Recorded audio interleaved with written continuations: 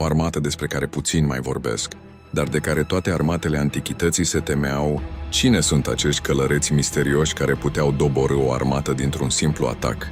Din stepele Eurasiei s-au ridicat sarmații, un popor de războinici legendari.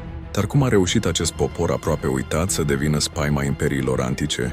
Temuți și respectați, ei stăpâneau arta cavaleriei grele, purtând armuri lamelare și mânuind sulițe uriașe capabile să sfărâme liniile oricărui dușman.